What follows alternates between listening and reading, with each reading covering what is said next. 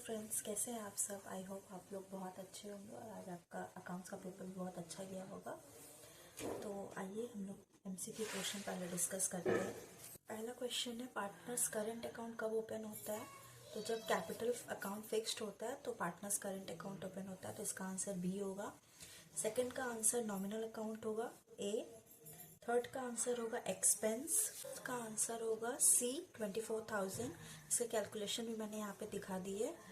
Fifth का answer होगा none of this, क्योंकि इंटरेस्ट ऑन पार्टनर्स कैपिटल नहीं दिया जाता है। Absence of partnership agreement, only interest on loan दिया जाता है 6% पे। 6 का आंसर सी होगा। 7 का आंसर ए होगा। 8 का आंसर ए होगा 6%। 9 का आंसर 20,000 सी ऑप्शन होगा। 10th का आंसर ए होगा। 11 का आंसर सी। 12 का आंसर डी होगा। 13 नंबर क्वेश्चन का आंसर ए होगा। 14 का आंसर बी होगा। 15 का ए। 16 का सी 10%। 17 का बी। यहाँ पे सारे ही फीचर्स जो होते हैं वो जॉइंट स्टॉक कंपनी के होते हैं, बट ये जो कॉमन सील ऑप्शन है ये अभी कंपलसरी नहीं है, ये ऑप्शनल फीचर हो गया है, तो इसलिए इसका आंसर आई गेस बी होना चाहिए, सी होना चाहिए। 19 का आंसर ऑल ऑफ दिस होगा। ये सारे ही टूल्स है फाइनेंशियल स्टेटमेंट एनालिसिस के। 20 का आंसर ए 6 टाइम्स होगा। 21 का आंसर 3:1 होगा, इसकी कैलकुलेशन भी मैंने यहाँ पे शो की है। 22nd का आंसर बी होगा 2,25,000। 23rd का आंसर 4 टाइम्स सी होगा। 24th का आंसर सी फाइनेंशियल एक्टिविटी होगी। आपको मेरी वीडियो पसंद आई हो तो आप प्लीज़ कमेंट करिएगा, मैं आपको इसके सारे जो लॉन्ग क्वेश्चंस है उसके सॉल्यूशंस भी प्रोवाइड कर दूंगी, और आपको इसका पीडीएफ डिस्क्रिप्शन में और पिन कमेंट में मिल जाएगा, तो आप वहाँ से देख लीजिएगा। थैंक यू सो मच, और मेरे चैनल को प्लीज़ सब्सक्राइब करिएगा और इस वीडियो को लाइक शेयर एंड सब्सक्राइब भी जरूर करिएगा। क्वेश्चन जो कि पीएल एप्रोप्रिएशन से होता है, इसको मैंने यहाँ पे सॉल्व किया है।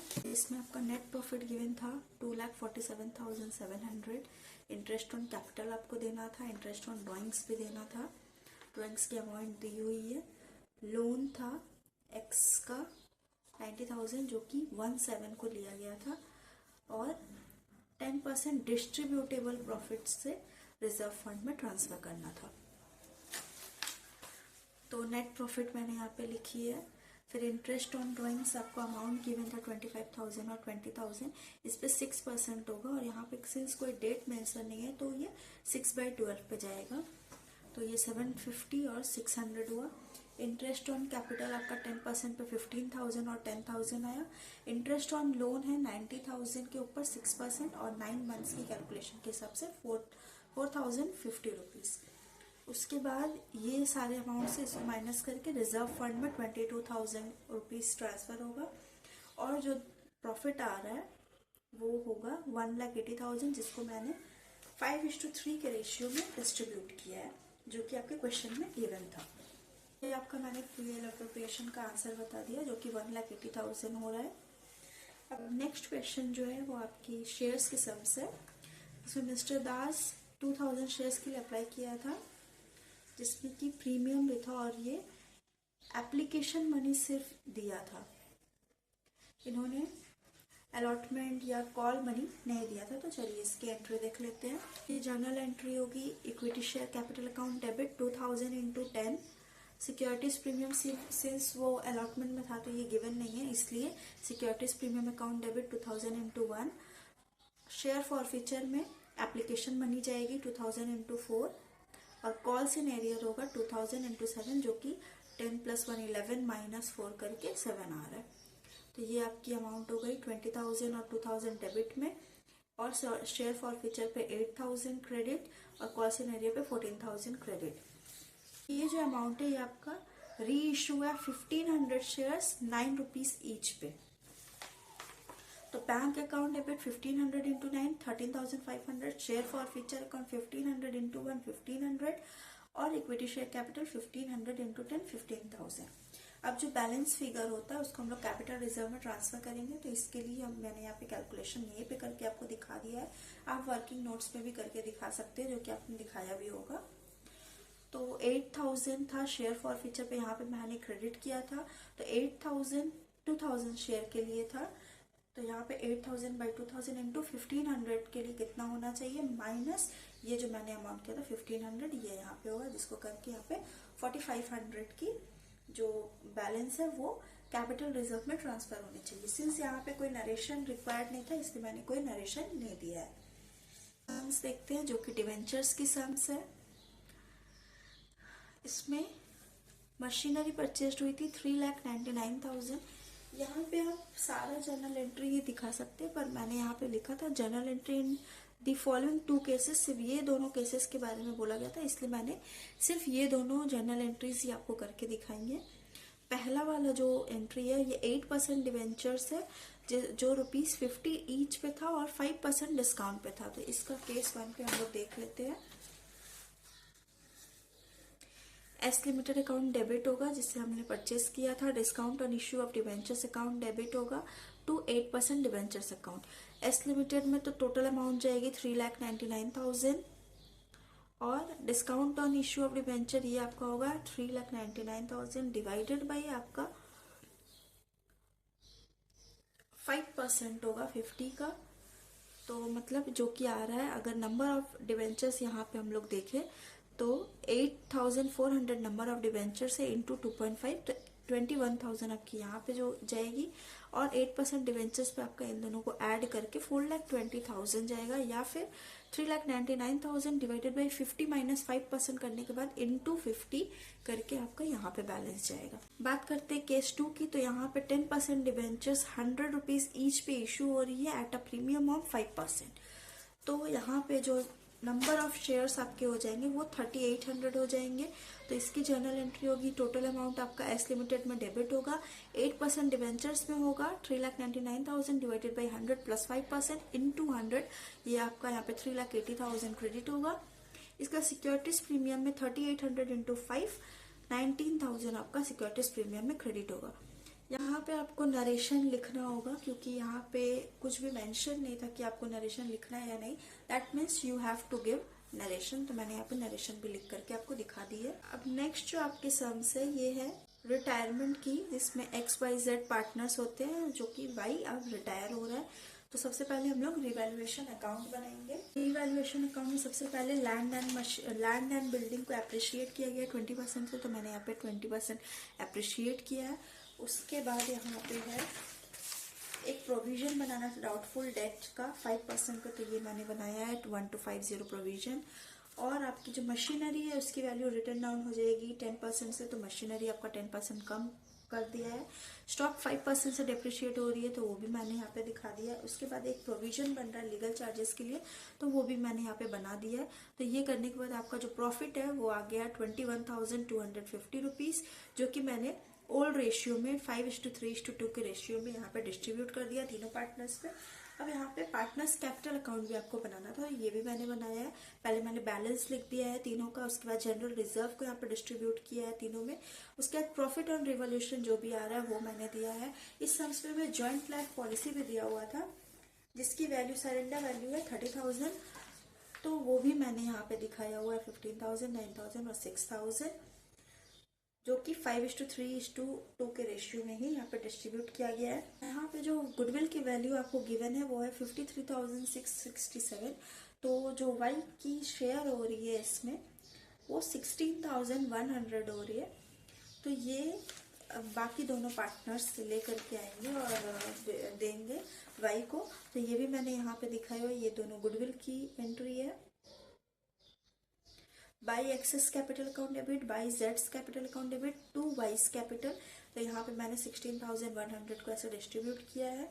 और यहाँ पे आपको गिवन था कि वाई को 26,475 ये जो अमाउंट है ये कैश में पेमेंट करना है, बाकी लोन में ट्रांसफर करना है। तो वो मैंने यहाँ पे दिखा दिया। कैश अकाउंट में 26,475 रुपीज पेमेंट किया, और बाकी जो भी बैलेंस बच रहा है जो कि 1 लाख आ रहा है, इसको मैंने लोन में ट्रांसफर कर दिया। और बाकी जो भी बैलेंस हो रहा है वो मैंने यहाँ पे बैलेंस सीडी करके बाकी दोनों पार्टनर्स का दिखा दिया है। तो अब हम लोग बढ़ते हैं क्वेश्चन नंबर 7 की तरफ, जो कि अगेन शेयर्स का सम्स है, बट ये पूरा आपको इसमें पूरी ही जर्नल एंट्री करनी है जिसमें नरेशन रिक्वायर्ड नहीं है, तो मैंने नरेशन आपको नहीं दिखाया है।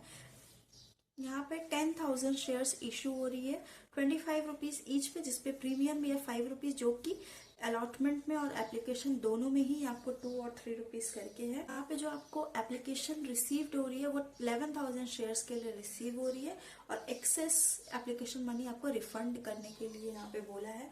दैट मीन्स कि आपके लिए क्वेश्चन बहुत इजी हो जाता है, क्योंकि आपको यहाँ पे सम्स नहीं दिया हुआ है, तो ये आपके लिए बहुत थोड़ा इजी हो जाएगा। तो आइए देखते हैं इसको कैसे करना है।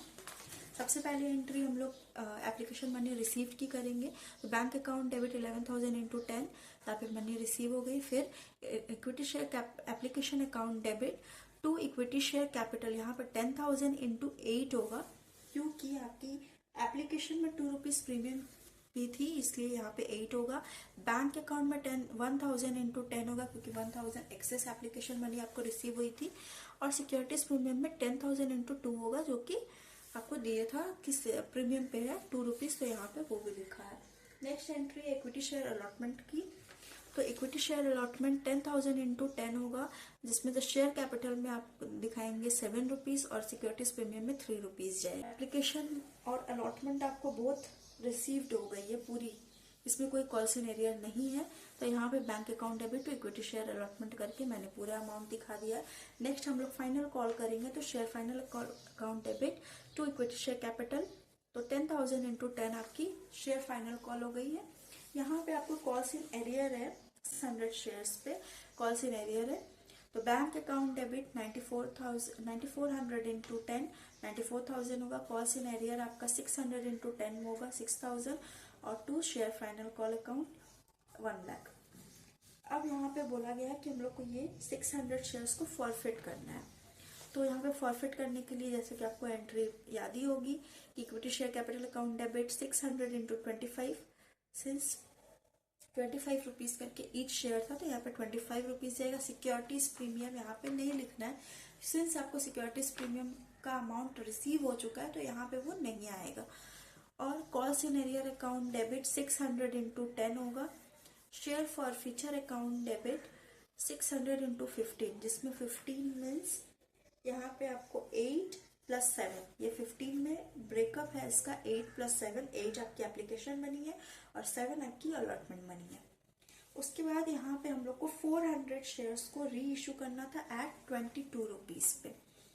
तो बैंक अकाउंट डेबिट 400 इंटू 22 करेंगे, 8,800 डेबिट होगा। शेयर फॉर फ्यूचर होगा 400 इंटू 2 1200, और इक्विटी शेयर कैपिटल में आपका जाएगा 400 इंटू 25 10,000।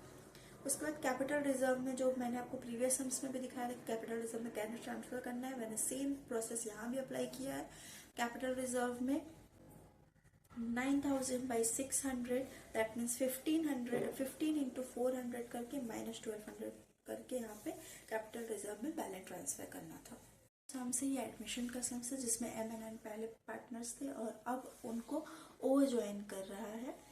तो आइए हम लोग इस सम्स को भी देखते हैं। पहले हम लोग रिवैल्यूएशन अकाउंट बनाएंगे, तो यहाँ पे आपको दिया है स्टॉक आपका रिड्यूस हो रहा है 3,000 से, तो मैंने इसको रिड्यूस कर दिया है। पेटेंट बोल रहा है कि वैल्यू लेस हो गया, तो मैंने यहाँ पे पेटेंट को भी दिखा दिया है 7,400 ये क्रेडिट हो जाएगा। प्रोविजन आपको बनाने बोल रहा है कि रिड्यूस करना है 2,400 से, तो मैंने इसको रिड्यूस भी कर दिया है 2,400 से। नेक्स्ट आपका एक और क्लेम आता है जो कि है क्लेम फॉर लीगल चार्जेस, तो यहाँ पे मैंने वो क्लेम में दिखाया 2,000, और ये सबको करने के बाद आपका लॉस आ रहा है, लॉस ऑन रिवैल्यूएशन आ रहा है, वो होगा 10,000। अब हम लोग नेक्स्ट पार्टनर्स कैपिटल अकाउंट बनाएंगे। इसमें मैंने दोनों का पहले बैलेंस लिखा है 40,000 और 30,000। नेक्स्ट मैंने जनरल रिजर्व जो कि 18,000 का आपका था, उसको मैंने 5:3 के रेशियो में यहाँ पे डिस्ट्रीब्यूट कर दिया है। नेक्स्ट आपको यहाँ पे बोला है कि वो 50,000 कैश में कैपिटल लेकर के आ रहा है, तो मैंने वो भी यहाँ पे दिखा दिया है। जो लॉस हुआ था रिवैल्यूएशन में, मैंने उसको यहाँ पे ट्रांसफर कर दिया है।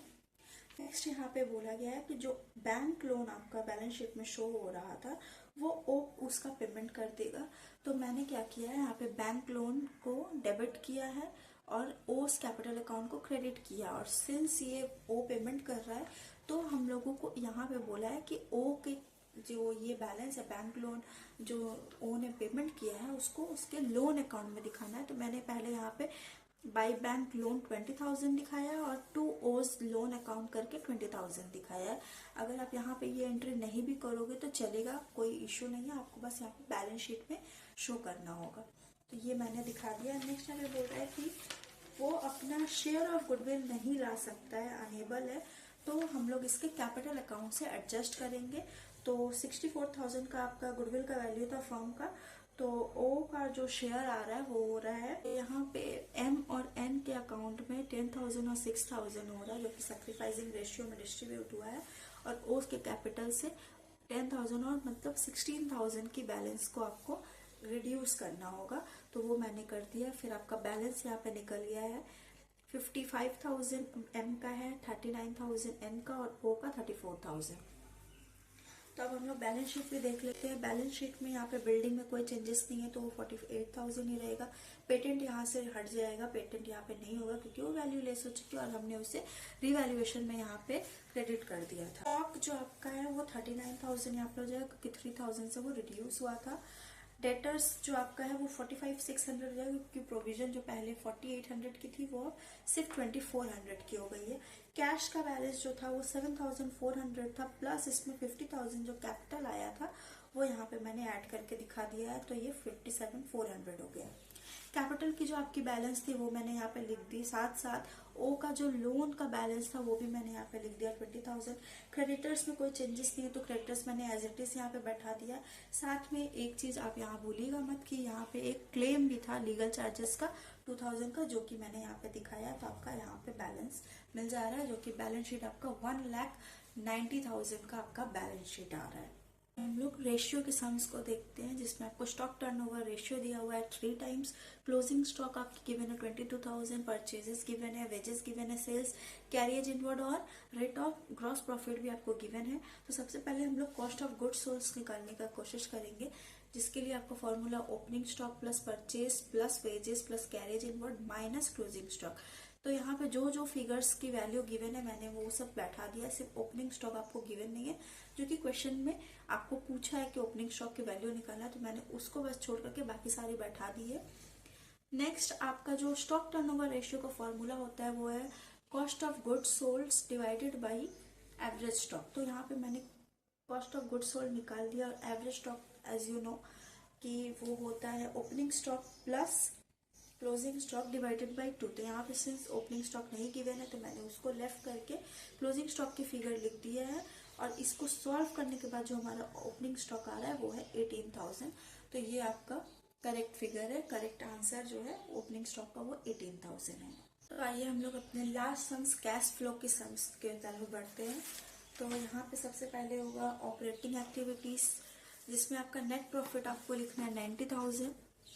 उसके बाद आपकी यहाँ पे डेप्रिशिएशन ऐड होगी और लॉस ऑन सेल आ रहा है फिक्स्ड एसेट के ऊपर, जो कि आपको सेल वैल्यू जिसकी दी हुई थी 65,000 और रिटन डाउन वैल्यू थी 80,000। तो यहाँ पे आपका लॉस जो आ रहा है वो 15,000 है, जो कि ऐड होगा। इन दोनों करने के बाद आपका नेट ऑपरेटिंग प्रॉफिट आएगा बिफोर वर्किंग कैपिटल चेंजेस, जो कि आपकी 3,05,000 की आ रही है। अब हम लोग वर्किंग कैपिटल चेंजेस को यहाँ पे एडजस्ट करेंगे, जिसमें ट्रेड पेबल्स जो आपकी इंक्रीज हुई है वो ऐड होगी 5,000 से, ट्रेड रिसीवेबल डिक्रीज हुई है 8,000 से, वो भी ऐड होगी, और इंक्रीज इन इन्वेंट्रीज हुई है जो कि लेस होगी 10,000 से। ये सब करने के बाद आपका नेट कैश इनफ्लो आ रहा है ऑपरेटिंग एक्टिविटीज से, जो कि ये 3,08,000।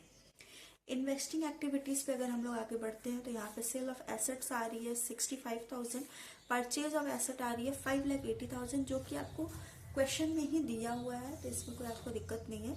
तो आपकी नेट कैश आउटफ्लो आ रही है इन्वेस्टिंग एक्टिविटी से, जो कि है 5,15,000। हम लोग बढ़ते फाइनेंशियल एक्टिविटीज की तरफ। तो यहाँ पे आपकी इशू ऑफ शेयर्स हो रही है 1 लाख की और फ्रेश बोरोइंग्स जो है वो भी 1 लाख की है। तो नेट आपका कैश इनफ्लो आ रहा है 2 लाख का।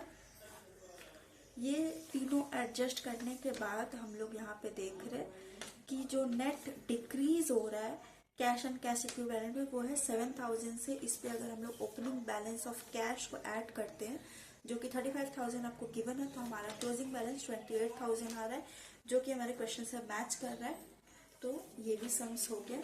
अगर आपको मेरी वीडियो पसंद आ रही है, अब तक आप बने हुए हैं, तो प्लीज़ मेरे वीडियो को लाइक करिएगा, मेरे चैनल को सब्सक्राइब करिएगा और मेरे वीडियो को सबके साथ शेयर कर दीजिएगा, ताकि सब अपने अपने आंसर्स को मिला ले कि उन्होंने क्या गलत और क्या सही किया है।